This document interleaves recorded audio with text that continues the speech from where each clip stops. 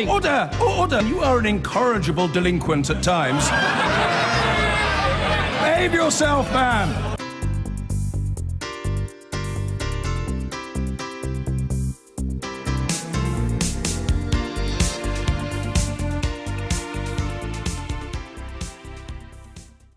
First this morning, the newly elected leader of Kensington and Chelsea Council in London has been heckled by survivors and residents from Grenfell at the council's first full meeting since the fire 5 weeks ago. At least 80 people, as you know, died in the disaster last month. The council's been accused of being incredibly slow to react and indeed has accepted that and apologised for, quote, not doing more to help the people when they needed it most. At last night's meeting, the newly elected leader, Elizabeth Campbell, tried to directly address the residents.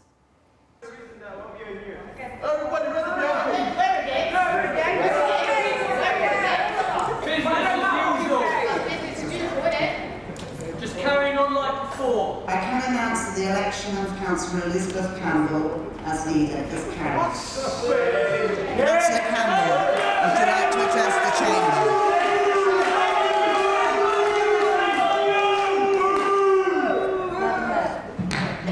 Madam Mayor, I would normally address my speech to you and members of the chamber. However, tonight, I'd like to ask if I could speak directly to the victims, survivors and community groups of Grenfell and North Kensington. We invited Elizabeth Campbell, you saw her there, the new leader of the council, onto the programme today. We will, in a moment, speak to the new deputy leader. This time yesterday, we were broadcasting our programme from North Kensington and we spoke to survivors and families to see how they were 5 weeks on after the fire. My chest is hurting, my heart is hurting, my feet are aching, my body's aching, my wife is not well, my children, I'm concerned for their well-being, their progress, development. It's a lot. Yeah. It is a lot. Tell me a bit more about how your kids are doing. Yeah, my wife and I are trying to keep them as occupied as we can. But my son is aware of the situation in terms of not being at home. He's continuously asking for a home, asking for his toys and his bedroom.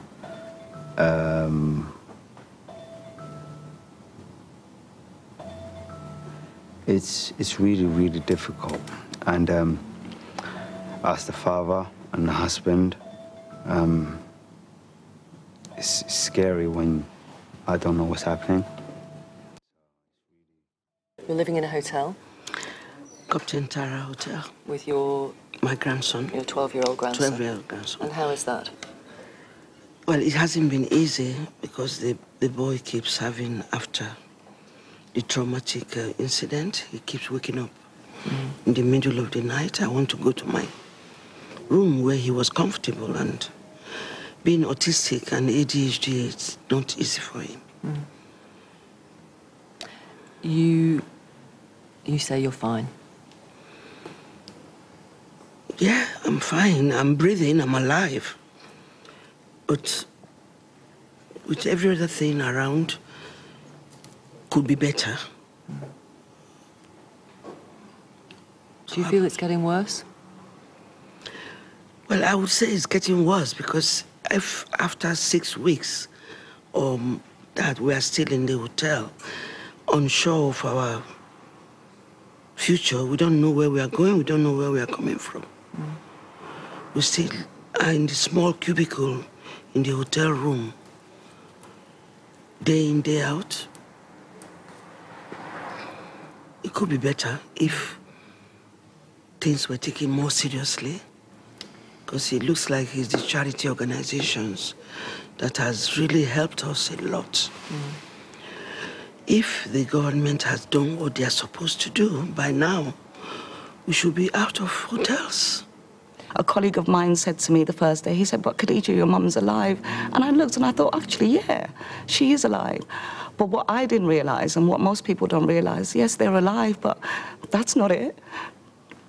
There's so much to do.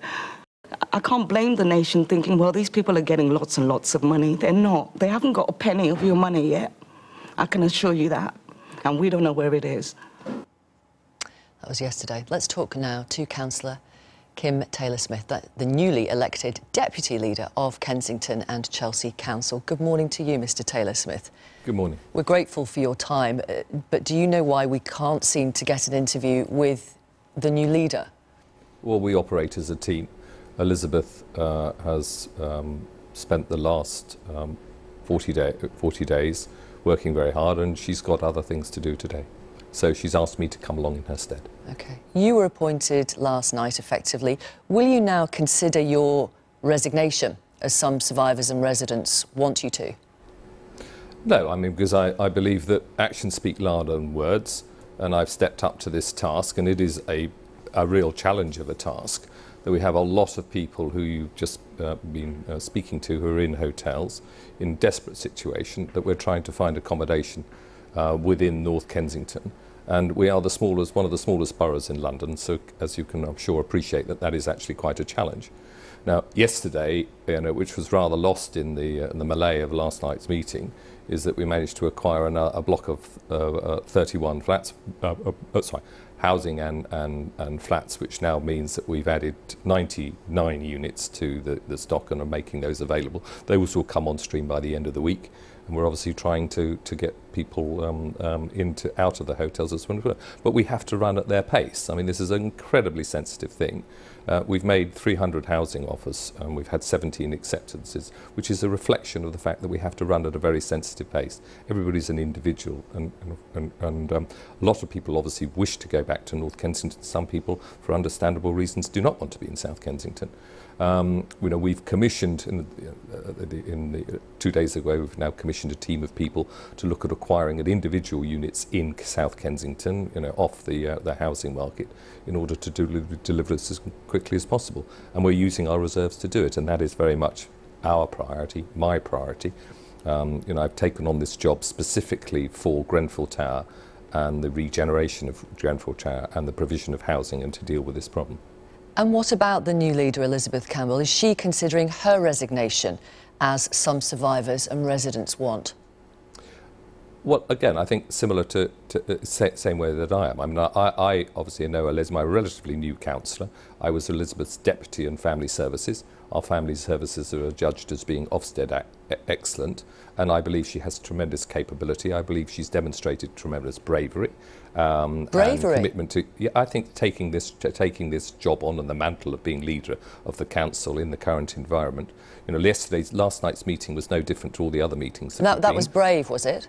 I think it's incredibly brave for somebody to take on the role of leader of the council. Yes. And I'm very happy to support her, as is the rest of the team, in order to make change. And clearly we have to make change. So she's not considering considering resigning either? No.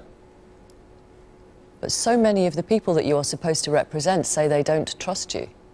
Yes, a lot of people, and that's completely understandable. I mean, and I think it's a wider point. I mean, I know from the first day I was up on the Westway, or the second day, when all people in the Westway Centre were being told to take off their badges, and that wasn't just, Kensington and Chelsea people. That was people from the NHS, because there's a lot of anger towards authority, and that's understandable. There are a lot of questions that need to be answered.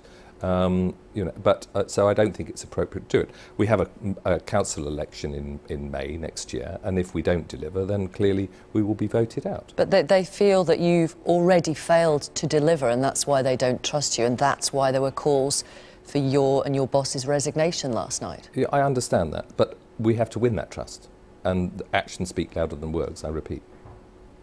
So, in your new role, what is the first thing that you are going to do today in order to begin to try to rebuild the trust with the community? Well, as I say, yesterday was actually completing on the acquisition of a building of 31 units and ensuring that was done quickly. and today will be making sure that that is delivered into the pipeline that is being made available for people to get people out of the hotels. My priority is to get people out of the hotels. I mean, it's desperate for people living in hotels, and they've been living there for a month. So that has to be done, and it has to be done very sensibly. Okay. So the provision of immediate housing is my first priority. Long-term housing, in terms of ensuring that we have social housing delivered into the borough as we have affordable housing, because that's part of our diversity, which is something I very much support. That is the second priority at the moment, and I've already done a scoping of all the projects that we have, all the properties we have, to do an assessment as to how those can be delivered and changed back into social housing. And you would have heard last night from Elizabeth that she's given a commitment for 400 properties. Over the 5 years. Over the forthcoming period. And we obviously hope to do that. But it's incredibly difficult to do. Over 5 years? Over 5 years. But we're a small borough. We don't have brownfields. We're also a very rich borough. No, absolutely, absolutely. And thank goodness we are a rich borough, because we're able to spend that money in sorting this problem out. And that we are already doing. And we have called for support externally, both from a working point of view, because clearly, we only have 16 care workers. Before Grenfell Fire, we only have 100 children in care. We've got more than double that now in hotels. So the scale of this has required us to have support. Okay? But we believe that working together and changing and recognising that change is the way to deal with this. And that's, for me, the best memorial for these poor people. Sorry, I misused the word poor people. The best memorial for the victims of Grenfell Fire would be not only a national change in terms of the way building projects are being delivered, because clearly we now see that there's 180 of these buildings that have this cladding on that all went through the same process that we did. So there's something fundamentally wrong with how that is, and I think that should be a big focus of change. That will come out of the inquiry. And then as far as Kensington and Chelsea is concerned, it will be a change in terms of the way that we deliver our social housing. Because we have made mistakes. I'm not going to sit here and say we haven't made mistakes, but the important thing is to change. Do you feel like you can speak for the dead?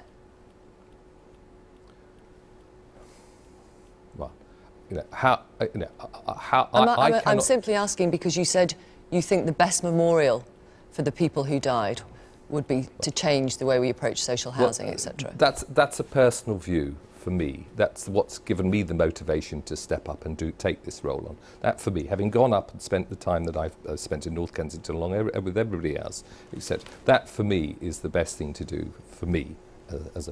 I'm not speaking for what the individuals are concerned. I mean, if we look at the Grenfell Tower itself, there's a building there which is a stark reminder for the people that are having to live around that. Okay, and clearly that what happens with that as a site is something that the community are going to have to decide on. It's not Kim Taylor-Smith.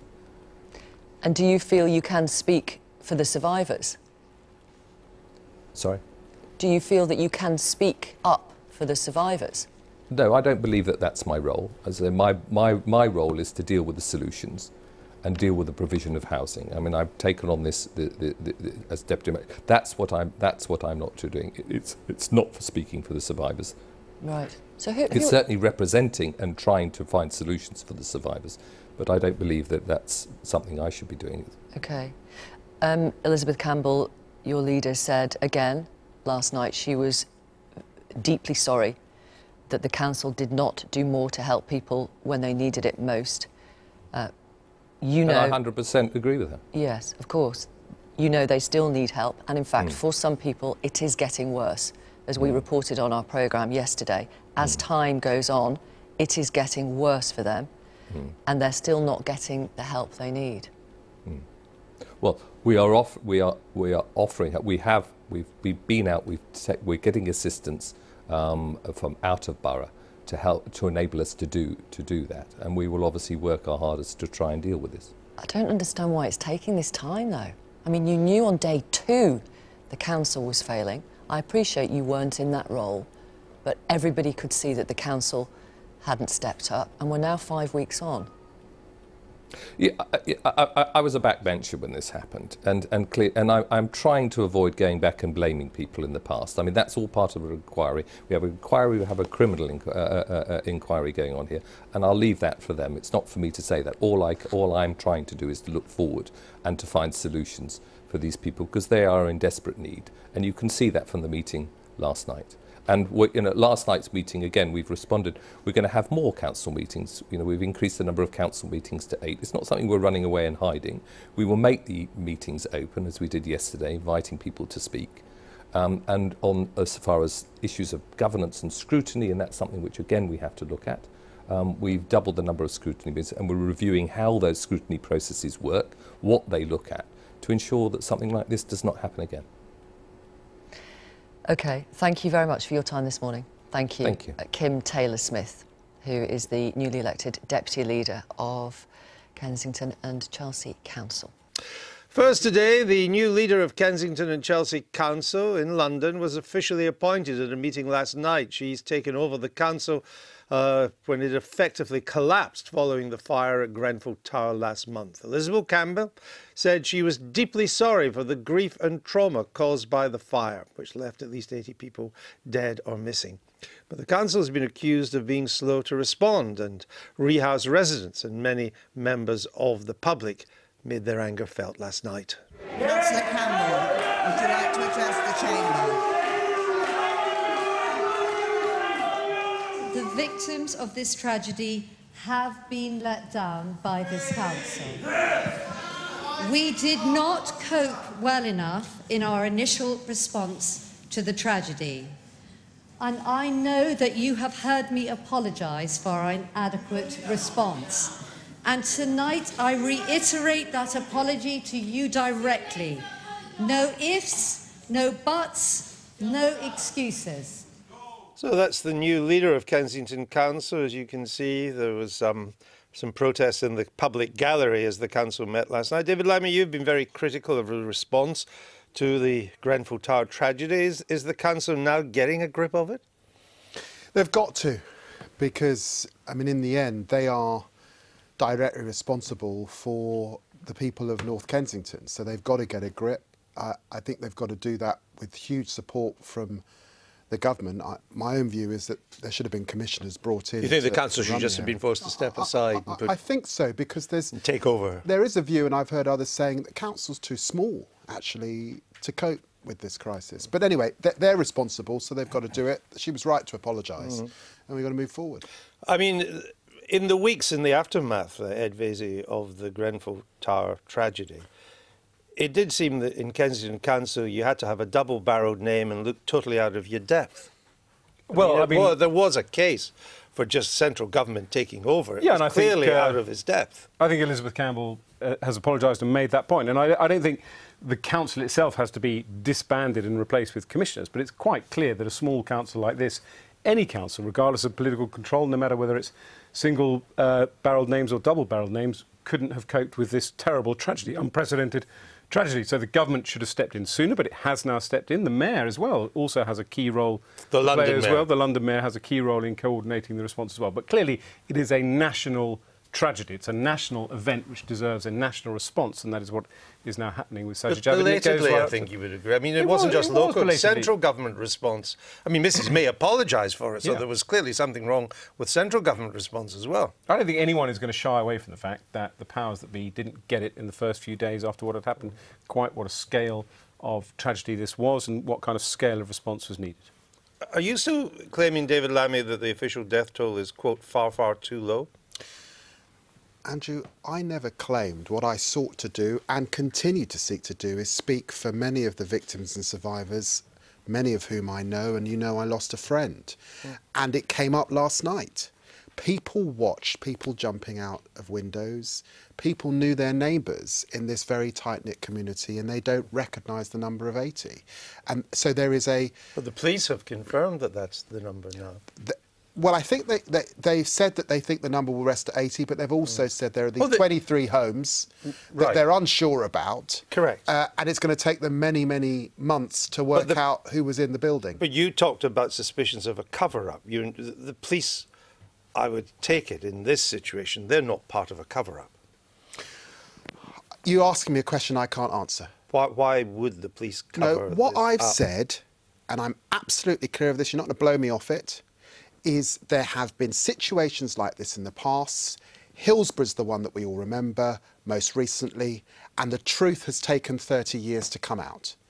And I'm afraid many of the folk down there, and that is me included, are worried. And therefore my job as an elected backbencher in the Labour Party is to be extra vigilant, extra cautious. But again, you have said the official death toll is, quote, far, far too low. You have no evidence for that. Well, my evidence is something you don't have, Andrew, because I suspect you haven't spoken to as many victims and survivors as I do. But with respect, that is not evidence. Well, that is not evidence. Their I think fears... testimony of people who live in the block is pretty good evidence. No, I'm sorry, it's not. It could be evidence in a court of law. No, because they have no evidence. Well, What? we need evidence to show that the official death toll is far, far too low. And you don't have that. Well, and even the victims don't have it. The victims have their suspicions. I understand that. The victims are right to be suspicious. Andrew, it's not about what David Lammy thinks. Have you had Cressida Dick on the show and asked her that very question? Well, the police have told her. The police have told... We've had Cressida Dick on the BBC. Have you asked her that question? And the police have said, we think it's about 80. The police have answered the question. I have not seen Cressida Dick Cressida Dick ask that question. But do you have evidence that the official death toll is far, far too low? Because you've stated that. Do you have evidence to back it up? Andrew, as a backbencher, I've said I've spoken to survivors and victims. You have not put that question to the person in charge. Don't put that question to me. No, I'm sorry. you cannot make official statements like this unless you have the evidence. Instead, otherwise, you're just playing politics with a really difficult, tragic situation. Andrew, I resent the suggestion I'm playing politics when I have a friend that's died, and I'm concerned that the BBC, your show, has not put the question to the person in charge. The BBC puts the question to me when I'm speaking on behalf of victims. The BBC has interviewed Cressida Dick. Don't make claims that are untrue. I have seen no interviews with Cressida Dick on this issue where she has talked about numbers, Andrew. All right. So you've got that wrong. You need to watch TV a bit more. You've got that wrong, At least you're on the show You've got it wrong. You've got it wrong. You've got it wrong. You saying I've got it wrong does not make you right. And you saying I haven't got evidence does not make you right. It doesn't make you right. It doesn't make you right. You are playing politics. I am not playing politics, and I resent the suggestion about a tragedy in which I lost a friend. Andrew, I lost a friend. I know, and that's tragic, but it doesn't mean you get to play politics with it. No, I'm not playing politics, Andrew. All right, the viewers will make up their minds. That's cheap. It's very cheap. The viewers will make up their minds. Very cheap. They will make up their minds. We move on to something. It's one of the biggest manufacturers of insulation and cladding in Britain, and its products were used on Grenfell Tower. But tonight, this programme can reveal that a company in the Kingspan Group is now playing a key role in the independent government tests ordered in the wake of the fire. The company has been sourcing some of the materials for testing, as well as designing and supervising important aspects of the process. Kingspan says it's just trying to help, but it's all raised concerns about a conflict of interest. Our science editor, Tom Clark, reports. Fire needs fuel. And the Grenfell Tower blaze, the worst structural fire in a century that killed at least 80 people, was fueled by plastic. In these pictures, you can see it pouring out molten and alight from this cladding panel. That falls away to reveal the plastic foam insulation board burning on the building behind. Are hundreds of cladded buildings in Britain safe? The government has commissioned a series of tests designed to answer that question. They'll include some of the materials used on Grenfell Tower. But tonight, Channel 4 News can reveal that a subsidiary of a company whose insulation product was used on Grenfell Tower has been given a key role in those independent tests commissioned by government. A fact that raises serious questions about the impartiality of those tests, but also the relationship between cladding manufacturers, fire certification bodies, and the regulations that are supposed to keep us safe. How and why the fire caused such catastrophic loss of life is the subject of a criminal investigation and independent inquiry, but the role of cladding is undisputed. That's why the government's tests are so crucial. As soon as results are available, we will share them first with the local authorities and the housing associations who have confirmed that their properties are clad in the same combination of materials that are used in that test. We will also, of course, inform the local fire and rescue service. Here, a partially burned piece of insulation falls from the tower. An estimate by fire experts in Germany suggests that each square metre of cladding on Grenfell Tower contained combustible material equivalent to 5 litres of petrol. A full-scale replica of a tiny part of the building helps explain how. Take a look at our model of the outside of Grenfell Tower, and this is just one corner of one window, and you get a sense of just how much cladding material covered the entire 67-metre structure. On the outside is this layer of rain screen cladding made of plastic and aluminium we now know is combustible. Beneath that, a thick layer of insulation. This stuff is made by a company called Celotex, and it covered much of the tower. It's also combustible. But our investigations have revealed that there was a second type of insulation on Grenfell Tower, made by a completely different company called Kingspan and made of a completely different material. The testing to ensure there is never another Grenfell fire is being run by the building's research establishment. The building research station at Watford, near London, is approaching the problem with all the high endeavour it demands. The former government lab has been testing construction materials for nearly a century. Now privatised, manufacturers pay BRE for tests. For cladded high-rise buildings, this is the required test, BS 8414, where an entire cladding system is set on fire. And it's this test the government is doing. Grenfell Tower cladding mainly used 2 products, but the third insulation material was present. The government has ordered testing that includes the 2 main products. The BRE has been employed to run the tests. The BRE has employed contractor Booth Murray to design and supervise cladding systems for testing. But Booth Murray is owned by Kingspan. And that third product on Grenfell, it's the one made by Kingspan. And it's not being included in the tests. Insulation made by Celotex and Kingspan have both passed these rigorous tests before. They wouldn't be certified otherwise. But given they're combustible, the materials used around them are crucial. Fire scientist Richard Hull has done research funded by manufacturers of both combustible and non-combustible insulation.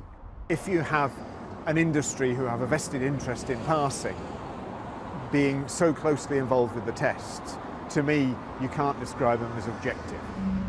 Tonight, Kingspan told us they were asked to help by the head of the expert panel in charge of testing, but played no role in determining the scope of the tests. They say that less than 5% of insulation on Grenfell Tower was Kingspan, and they say they didn't source all the insulation products being tested themselves. They added they have no objection to their own type of insulation being included in the tests.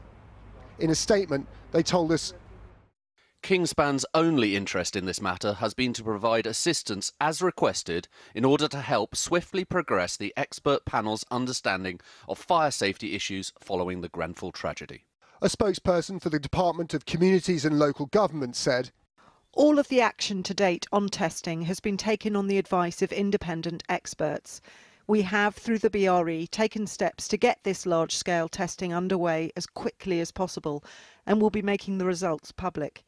For the insulation, we are using one product that meets the limited combustibility criteria and one that doesn't. The current testing programme aside, Channel 4 News has learned BRE was the testing lab that certified both Celotex and Kingspan's insulation as fire safe, work they receive a fee to carry out.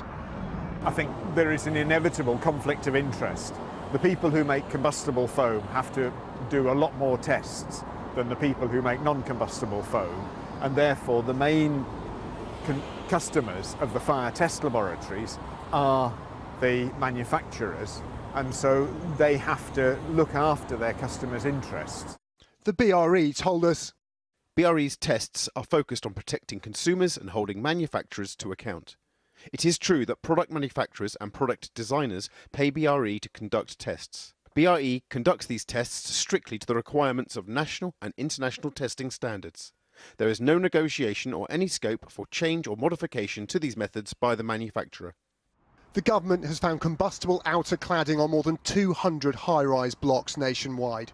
But plastic foam board is one of the most widely used insulation types on our buildings. Only testing can reassure the public these materials are safe, and the public can only be reassured if they can trust the tests are right. And we did, of course, ask the government, the testing body and the company involved for interviews. They declined. Earlier, I spoke to the Conservative MP, Sir David Amess, who's the joint chair of the all-party parliamentary group on fire safety and rescue. I asked him how concerned he is about the potential conflict of interest raised in our report. Well, I was completely unaware that this was the case, and it now leaves me anxious because the whole process must be transparent if the general public and local residents, more importantly, in these tower blocks, are going to have any confidence in the process. So as a matter of urgency, I will be raising this particular development with the appropriate ministers. Do you think they should be taken off the job? It isn't really for me to make that judgment call, but as far as I'm concerned, there can be no conflict of interest in this process, because if there is a conflict of interest, then the results will be immediately discredited, which really defeats the whole process. One of the problems is that they might argue there is no conflict of interest at the moment because the Kingspan product that was used in small quantities on the Grenfell Tower isn't, as far as we're aware, currently being tested. Now, would you agree that it should be tested, given it was used in the tower? Any products used in the cladding that may be flammable, they must of course be tested. I mean, if they're not, it defeats the whole purpose of this exercise. All products which might be considered to be flammable, they must be tested. I mean, it does raise concerns, doesn't it, over the testing regime, that one of the products used in the tower isn't being tested, and the maker of that product owns one of the companies now involved in the testing regime. Well, I don't know the details of the processes involved in terms of company ownership, but I and my colleagues on the all-party parliamentary fire safety and rescue group would, I think, be united in saying the whole process must be transparent and there possibly can't be any conflict of interest. So I'm puzzled by what you're telling me. I just don't understand it. It's 10 days now since Channel 4 News revealed that Kingspan products were also used on the Grenfell Tower in small quantities, and yet all our inquiries to DCLG have repeatedly been met with a reply that they are not intending at the moment or are not currently testing that product. I mean, do you think they're wrong? Well, again, I don't have the scientific background to be categoric on this one, but I'm just worried that people will have no confidence in what is being done. So I will, as a matter of urgency, raise that specific point with the appropriate minister. The Conservative MP, Sir David Amess. Now, the brother of the first named victim of the Grenfell Tower fire says the fire brigade should have abandoned their stay-put policy much earlier. Omar al-Hajali and his brother Mohammed, both refugees from Syria, were told to stay put 3 times before deciding to flee, but only Omar made it out alive. Last night, other survivors clashed with the council at the first meeting of the cabinet since the tower block fire. Our social affairs editor, Jackie Long, reports. The way the people, family of the deceased have been treated is disgusting. An illustration of just how polarised this has become. Okay. The councillors sat looking stunned. A meeting aimed at bridging the divide seemed just to expose it further. Resign! I don't trust you! I don't trust your party! Resign! Could we please calm down? The new leader, appointed last night, promised to listen, but struggled to get heard herself. I am deeply sorry for the grief and trauma that you are suffering. I am deeply sorry that we did not do more to help you when you needed it the most. I understand why you're so angry. And now, as the leader, the new leader of your borough, the place that is your home, I want to... Have you actually gone out there, rolled up your sleeves and helped them. But there were accusations that the new leader herself, not just her council, had already failed the families. The aunt of a 12-year-old girl who died said she'd written to Councillor Campbell but received no reply. As a member of the family of someone that was deceased, a simple acknowledgement to an email would have gone a long way. Omar Al-Hajali is also in mourning. He lived on the 14th floor with his brother Mohammed. He made it out. His brother did not. He has many questions for the authorities too, but this dominates. The fire brigade's repeated advice to stay put, even as smoke came into their flat. I don't want to blame them. Some people, they maybe tried to help, but maybe the one who gave them the structure, it wasn't good at all. The stay put policy? Yes. Do you think because Mohammed was told to stay, that's what he did? Of course. If they told us at least to go out, we could. Before there's no fire in the stairs. There's only smoke. Maybe we could, like, okay, handle it and go out from the beginning. Yeah. They were moving us. They came, you know, at 2 o'clock in the morning. They came to our flat. They said, stay here. They came upstairs. And they came again, second time. They moved us to the next flat. They said, stay here. We said no, like trying just, you know, to make us wait for longer and longer and just watching the fire. Omar says he's in no doubt. If the fire brigade had abandoned their stay put policy earlier, his brother would still be alive. Sometimes I wish if I was with him, so I don't remember what happened and I don't see what happened. Like me and Mohammed, we were a friend, like very close friend, not just a brother. And now he's not here anymore. Today, the firefighters' union said they understood why survivors were questioning the stay put policy, but insisted it is still the right one for most tower block fires. The danger of having alternative advice where you evacuate everybody immediately is that you're sending large numbers of people possibly into the smoke and flames beneath them, and also you're impeding firefighters coming into the building. Do you accept that the stay put policy should have been abandoned earlier? In terms of whether or not the advice should have changed sooner, that really is something for the public inquiry to judge. From our point of view, we still think that the policy is broadly sound, appropriate in the vast majority of high-rise fires. Omar's in a hotel now with his family. They were given a temporary visa to come from Syria for the funeral, and he now desperately hopes the Home Office will allow them to stay. I'm now happy because they are with me. If they are in Syria and I am here, it will be like worse. The only thing now I need is my family. Tonight, the Home Office told us they would give full consideration to the compassionate circumstances in any immigration case in which the applicant has been affected by personal tragedy. Now, at the centre of the hapless response to the Grenfell Tower fire is a London borough, the Royal Borough of Kensington and Chelsea. By universal acknowledgement, it failed to rise to the challenge, and as the owner of the building and inspector of building works, it's in line for other criticism too. Those who survived the fire are understandably angry at the council, and that anger erupted last night at a council meeting. It confirmed in post a new council leader.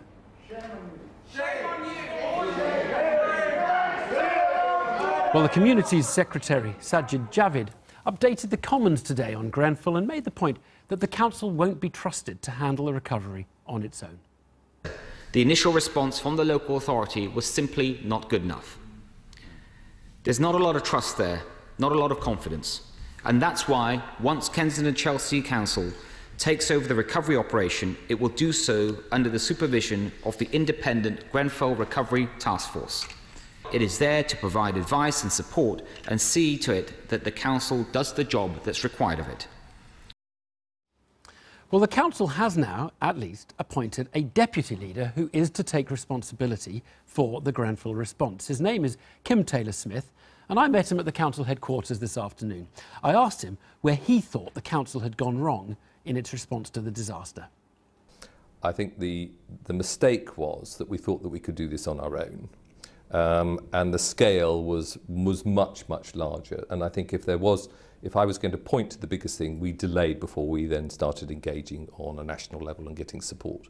I mean, I was talking to somebody today and they were criticising us. They're saying, well, no information was coming. Well, I mean, we have 2 people in our comms department. We had 5,000 people phoning up that morning. So they just weren't able to deal with the scale. It seems remarkable that you didn't throw money at it. I mean, you've got huge reserves as a council, £274 million. Well, I mean, we obviously do have large reserves, and thank goodness we do, because obviously the application of those is going to be on the solution long term. As far as specifically on the first day, you know, we booked 350 hotels, we put people into 350 hotels. Well, money wasn't a limiting factor in terms of that in order to deal with that. We were giving emergency payments as well. I mean, Nick Paget-Brown, the former leader, when he stepped down on June the 30th, he talked of perceived failings by the council and he apologised for perceived failings. Can I ask whether you think there are perceived failings or actual failings? I think I've got to be a little bit careful because there is going to be an inquiry on this that they're obviously going to report. Certainly from my perspective, there were a lot of things that we could have done better and a lot of things we should have done which we didn't do, etc. So I think that we have failed as far as our local community is concerned, yes. Can I ask why you would be hesitant to say that there were failings? I mean, because to most of us it is so obvious that there were failings that there should be no hesitation in just saying we failed. I mean, that was not... and it's not that it could have been better, it was terrible. And the council let people down very badly. Well, I don't want to sound evasive. I think where I feel quite strongly is that we have officers in this organisation. Not councillors, we have officers in this organisation that have worked incredibly hard and from day one, and they have now a shadow cast over them in terms of the overall view of how the borough is concerned. And so I'm going to be a little bit guarded in terms of laying criticism as an organisation. So last year the council took 55 million in rent, social rent, and invested less than that back in social housing. Is it appropriate for a council effectively to make money, to see social housing as a money-making operation as opposed to a money-spending operation? Well, first of all, the numbers you've quoted, you've given a gross figure of rents of which there's costs. So in terms of net, it's actually about £11 million a year, which is still a sizable amount of money. But I don't want to sound evasive on that, why that wasn't spent, how that was spent. Certainly as far as the commitment we've given, we have committed to do 400 houses within the next 5 years, and we've already done 100 so far. So I'd really like to look forward in terms of what's going to happen rather than what's happened in the past. It's been very easy to write this up, the whole Grenfell disaster up, as a council that was too good at looking after its wealthier residents, who are the majority in this area, and was not really that concerned about the poorer residents. Do you think that is a reasonable way of looking at what happened at Grenfell? No. In terms of investing to a certain sector of our borough, again, if we go to Grenfell, that was part of a 60 million investment. It was a new school, Kensington Aldridge Academy, with 1,000 local children. It was a new sports academy, and it was obviously the refurbishment of the Grenfell Tower. All of those are for local people. You know, a lot of people said, gentrification. Maybe you can dispel a myth. A lot of people said, actually the purpose of the cladding was to make it look nicer for the residents, the richer residents who lived around it, so they didn't have to look at the old Grenfell Tower, they had something more pleasant. Do you think there's something in that? Anything? No, I totally disagree with that. But if you are going to refurbish a building, then why would you not want the building to, you know, improve its looks? Let's talk about the meeting last night. Joe Delaney of the Grenfell Action Group today said he was appalled by the councillors' behaviour. There was whispering, chatting, giggling. Would you like to answer those charges? If that behaviour was going on, I wasn't aware of it from where I was sitting. That's certainly something I would not condone. He said the council are managing this as a PR disaster. Managing this public relations disaster, presumably rather than as an actual disaster.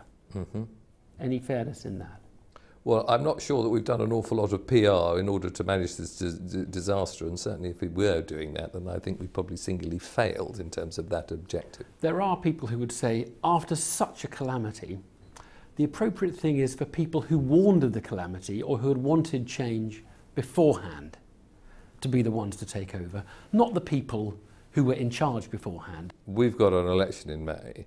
I mean, we've also got to keep the wheels on the bus. I mean, you know, there's an awful lot. This is a large borough, a large service, and a lot of things we do well. So obviously, there is a benefit to having continuity. And I believe the skill sets of the people that we have got within the new cabinet, whilst I accept what you're saying in terms of trust and mistrust, are the right people to do this.